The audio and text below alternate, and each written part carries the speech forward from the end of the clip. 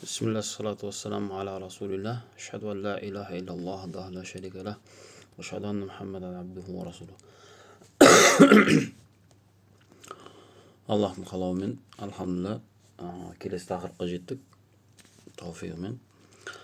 قال المؤلف رحمه الله تعالى فالاسم يعرف بالخفض والتنوين ودخول الألف واللام وحروف الخفض وهي من وإلى وعن وعلى وفي ورب والباء والكاف واللام وحروف القسم وهي الواو والباء والتاء. Osını қазір талқылайды. Яғни жаңағы есімді қалай анықтаймыз, фиалды қалай анықтаймыз, және де харфты қалай анықтаймыз. أولا علامة الاسم. Біріншіден есімнің белгілері. نستطيع أن نعرف الاسم بالعلامات الآتية. Yani төмендегі көрсетілген белгілермен сөздің есім екендігін анықтауға болады. Біріншісі хофт. Хофт дегеніміз енді басқа біреулер кімдер алған болса арамызда жаңағы жар деген жар. Бұл кісі куфалық тариханы ұстанады, жолды ұстанады тілде. Сол себепті жарды не деп атайды? Хофт деп атайды. Куфалықтар хофт деп атайды. Осы сөз арқылы бұл кісі куфаның тарихасын ұстанатын белгілі болады бізге. Айтады аль-хофту хуал-жарру. Ол жар, яғни мажрур, жар мажрур, яғни кәсралы. Харакаты кәсралы болады. Сол жар деп үйренгенбіз бұны. فالكوفيون يسمونه خفتا. Жаңа менің айтқан нәрсемді айтып жатыр. Куфалықтар оны хофт деп атайды. والبصريون يسمونه الجر. Ал басралықтар оны жар деп атайды. Ары қарай айтады.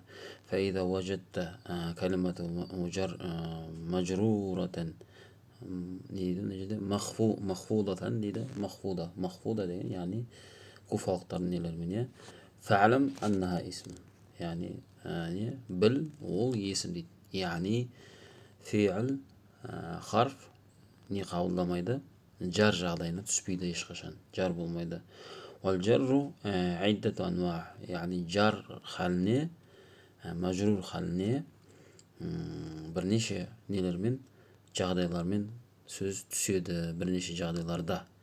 يعني біріншісі айтады хурuful жар кәфиратun. Yani хурuful хофт. Хурuful хофт. Ол жаңағы хурuful жар дегеніміз білеміз не екен? Мин, ва иля, ан, аля, ва фи, ва рубба, ва ба, ва каф. Ол жаңағы мәтіндегі келген текст. Одан да бөлек жаңағы жар жағдайына түсіретін жағдайлар көп. Хурuful қосами мына жерде айтады. Ал-вау, вал-ба, ва-та. Мислу дейді. مثل درست في الفصل. درست في الفصل.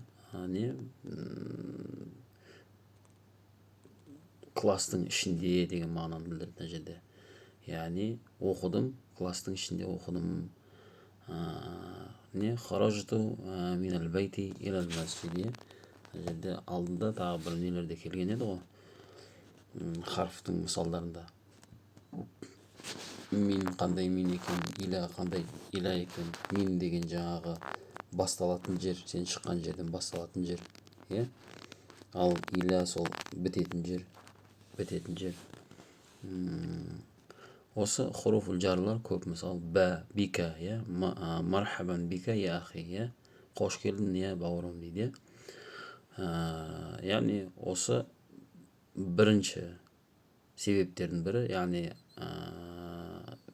сөзді мажрур халіне түсіретін. Ол мажрур халінде болған болса сөз, онда міндетті түрде ол есім екенін білдіреді. Фаида дейді. Яғни қосымша пайда. Рубба деген сөз. Рубба харфу жар. Рубба деген көп кездестіреміз арабша лекцияларда көп кездестіреміз. Кімдер ұстаздар сөйлейді, рубба деп сөйлейді. Сонда сол жаңағы бұл жар харфы Ya'ti qabla nakira, ya'ni odan keyingi kelетін нәрсе ол міндетті түрде накира. Накира жаңағы есім мa'рифа, накира мa'рифа жаңағы ануал есімде өттік қой. Тура сол накираның алдында келеді. Белгісіз түрінде, яғни есімнің белгісіз түрінің алдында келеді.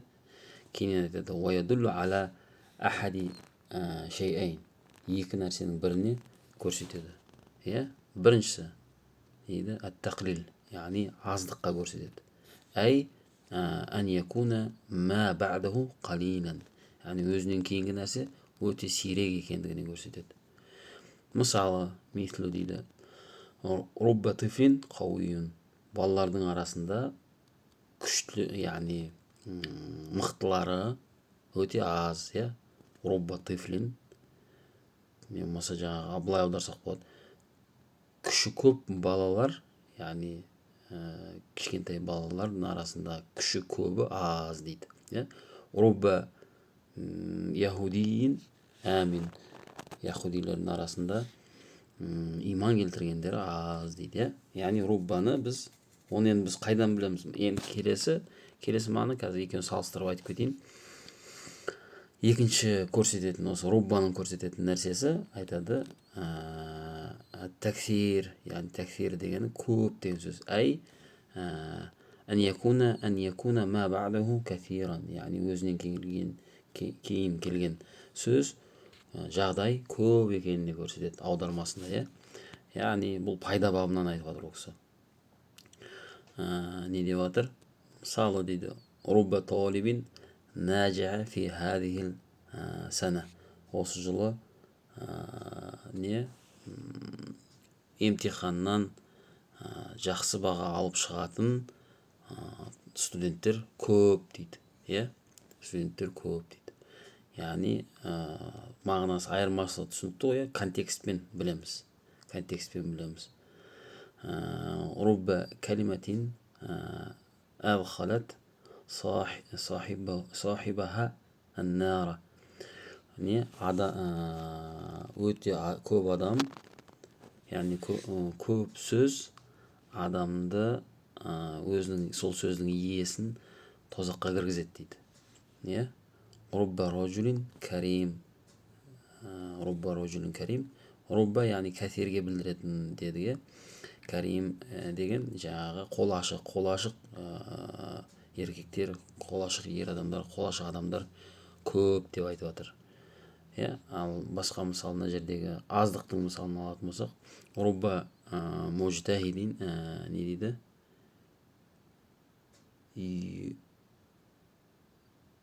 Юнфиқу дейді ме? Юхфиқу, мына жерде қате кетіп қалған.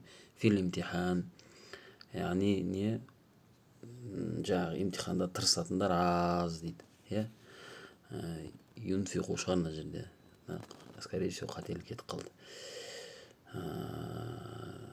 Кейін мысалы рубба яумин мумтарун фи балади, яғни бізде, яғни менің тұратын өлкемде жауынды күндер аз. Рубба яумин күндер аз, мумтарин жаңбырлы, фи балади менің өлкемде. Алхамдулилlah, субханакаллаху ва бихамдик, ашхаду ан ла илаха илля анта, астағфирука ва атубу илейк.